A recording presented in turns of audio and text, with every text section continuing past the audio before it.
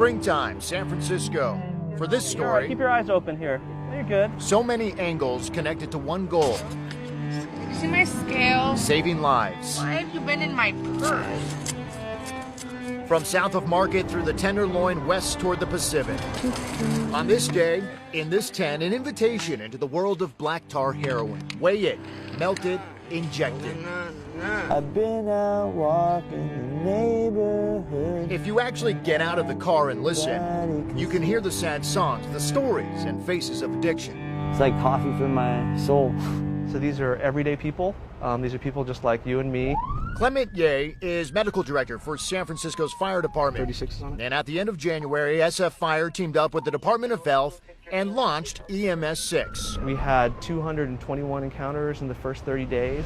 One paramedic, one outreach worker, together out there on the streets every day. The mission, Hey, somebody need help here? to reach high-risk users in the 911 system and connect them with services. One of the biggest things I'll say is people want help. We find that people who have an acute overdose are 4 or 5 times more likely to have another one that may be fatal. We're going to make sure you're okay.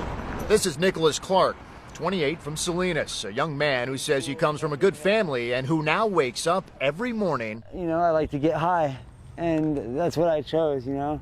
And anything that happens to me, whether it be jail, or I'm freezing cold at night, or I'm starving, is a direct result of that choice that I made. And he says that choice nearly killed him. And Narcan's a lifesaver. Narcan, officially known as the drug naloxone, reverses the effect of an opiate overdose through a nasal spray or injection. We've had, over 2,000 overdoses reversed in just the city of San Francisco since 2003. Eliza Wheeler is manager of the DOPE Project, Drug Overdose Prevention Education. The nonprofit, with the help of SF Public Health, coordinates the distribution of Narcan in the city. Her goal, The model is a vaccine model.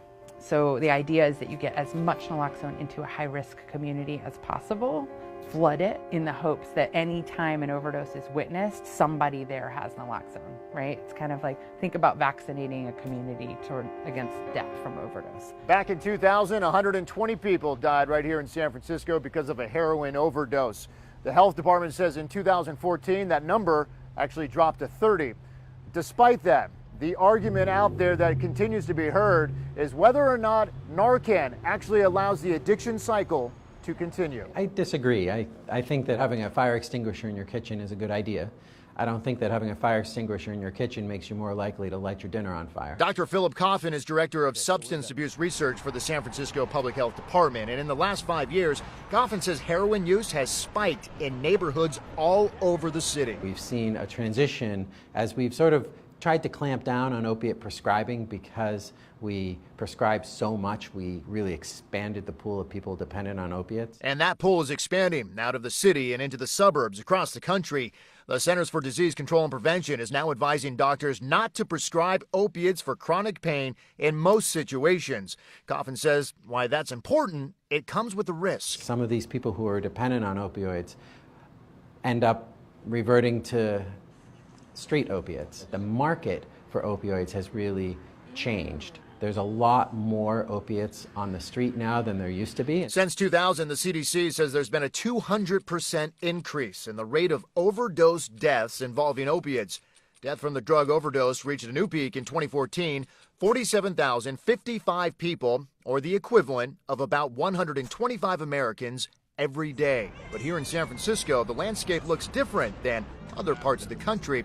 The city has been fighting back against overdose deaths with a harm reduction approach, meaning access to care and saving lives being the priority. And when I go to national conferences, people want to hear about what we're doing here. San Francisco Medical Director of Substance Abuse, Dr. Judith Martin, says the city is leading the way. Thank you so much. If you could tell every county health department. Just offer medication-assisted treatment basically on demand, same-day access. Martin also says naloxone is saving lives. The city had 62 reported bystander naloxone reversals in 2010. Just last year, that number reached 599. That's 599 bystander reversals by lay people, plus 400 rescue naloxone cases by EMTs and paramedics. But its popularity is now becoming a problem. We're almost out.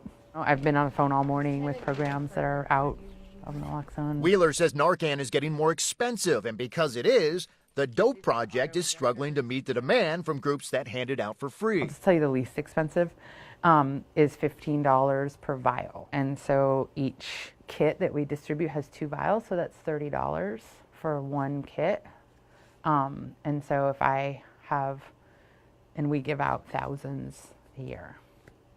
So I can't afford that. And that is frustrating because Narcan, she says, has a much deeper value. What we're doing is we're empowering people who use drugs who are incredibly stigmatized and marginalized in our society. We're giving them a tool to take care of themselves. For Nicholas Clark, he says he's tried getting off heroin, describing that experience as throbbing pain, arthritis of the mind, body, and soul. The worst thing about heroin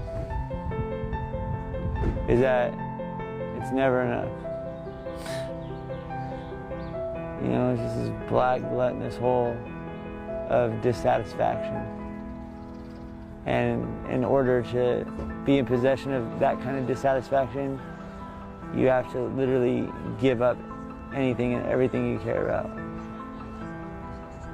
It's a real ripoff. The story of opiate addiction, from the streets to the nonprofits, medics, and doctors. It's a lot harder to deal with the addiction than the overdose, but if people don't survive, then that's the tragedy right there. They never get a chance. That's people when you start asking yourself, well, why am I even here? Right, and I think, yeah, exactly. Why are we even here? What are we trying to do, right? And if it's not to help people at least get a chance, then I don't know what we're doing. EMS 6, searching the streets one day at a time, holding out a hand, hoping someone grabs hold and never lets go. Mike Mibach, KTVU, Fox 2 News.